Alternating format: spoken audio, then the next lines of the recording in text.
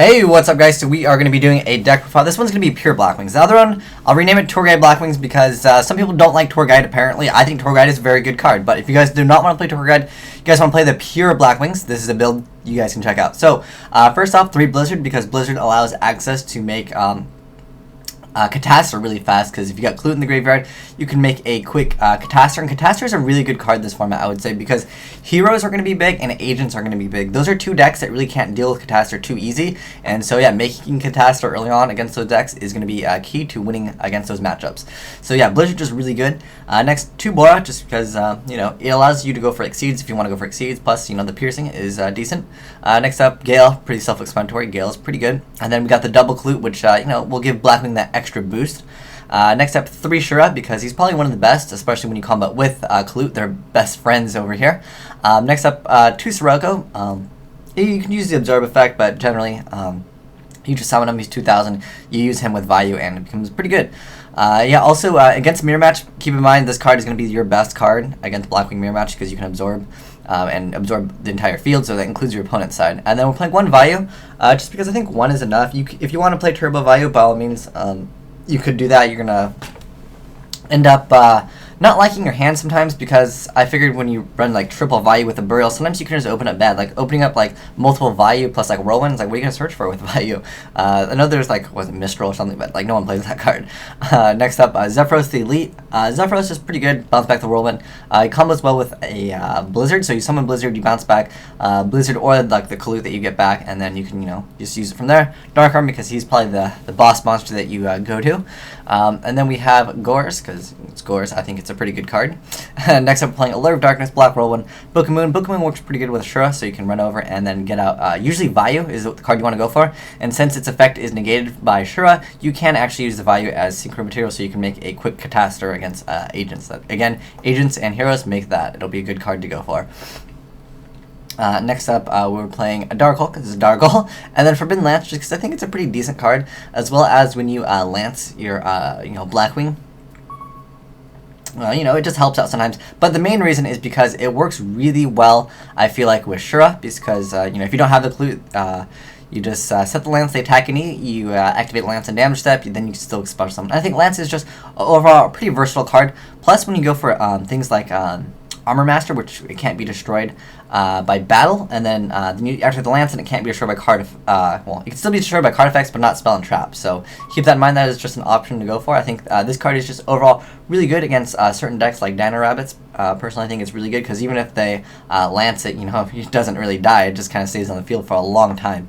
So yeah, I feel like Lance is just pretty good, it gets rid of, you know, any like Tarantulas and stuff.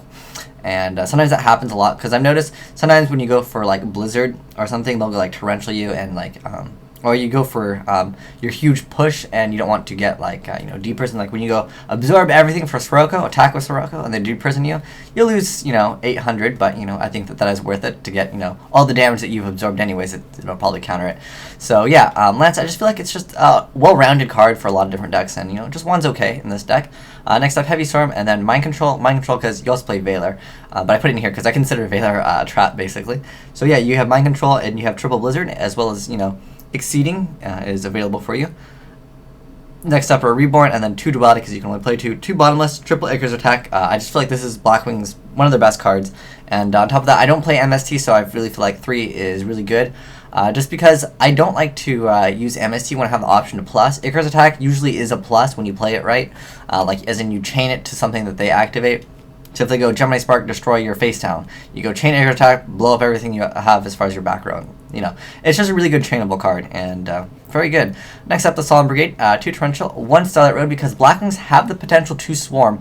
If you know, you have Starlight Road down, you don't have to worry about like Torrential or running into like a Mirror Force or something. So Starlight Road, pretty good card, I would say. Also, keep in mind, what's really good with Starlight Road is you can Icarus Attack your own field, because it's just 2 cards on the field. So if you have multiple Blackwings on the field, and you just attack them, and then they don't drop anything, and they're at like lower than 2,500 life, you can just activate Starlight Road, and well, you're gonna have to Icarus Attack yourself. You destroy your own cards, because Starlight Road allows you to activate it whenever your cards you control would be destroyed, so then you just activate Starlight Road, and then you'll be good. And then you can attack them directly for 25, essentially, because if you've attacked them directly with, like, you know, let's say you had like a Ashura, and then you special summon this, and you special summon that, or something like that. You attack them with everything, and then, you know, just activate and destroy your own cards, negate yourself, and then you get a Stardust. So keep that in mind, it's pretty good. And then we're playing one Veiler, and then one Crow. I like Crow just because it has good matchups against other things.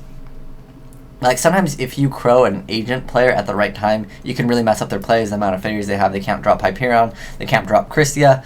So, yeah, I think DD Crow is just an overall well-rounded card, as well as E-Heroes and Dark World are pretty much the predominant decks, I would say, as of right now. So be expected to play those a lot. And Veiler doesn't really do much against E-Heroes or Dark World. However, DD Crow is really good against both those. I mean, you can get rid of Agrafa, or you can remove a key E-Hero when they activate Miracle Fusion, because Miracle Fusion is not a cost. So, as far as the extra deck, playing Double Catastrophe because it has a really good matchup against, again, Dark World. I'm sorry, not Dark World. Has a bad matchup against Dark World as far as using Catastrophe. But against E-Heroes and Agents, which are two other popular decks, Catastrophe is just really good, and you can make it really easy, but especially when you're playing with Triple Blizzard. And then a Black Rose, and then one Silverwind, the Ascendant. So you won't be synchroning from him. Hardly ever that will ever happen. But what you're going to do is, when you have Armor Master in the grave plus Vayu, you can you know, remove and get that out. So that's just an option to go for. And then we have 2 Armored Wing, 2 Armor Master, and then 1 Gaia Knight, the Force of the Earth, just because you can make it really quick with Blizzard, and Brainak is gone. And then we have Android, that's also a card you can go to when you go for Blizzard. And then we have Scrap Dragon, Stardust Dragon, Leviar, Utopia, just because you can make rank 4s really easy if you want to just go Shura, Special Summon, you know, really simple. And then Zen Mains, because you can make Leviar and Zen Mains if you know, use Reborn at the right time. And I feel like those are really good cards. Or you can just, you know, summon Kalut and then special summon Gale if you are in a position where you need to make a Zen Mains for whatever reason. Yeah, you can do that. That's just an option for you.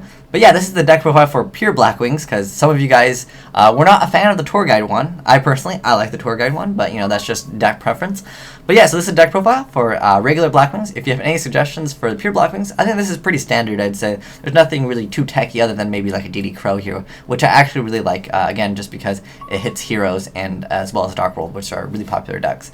And you know, you could run more Veilers if you want to run Veilers, but again, versus Heroes and Dark Worlds, they're not going to really do too much against those decks.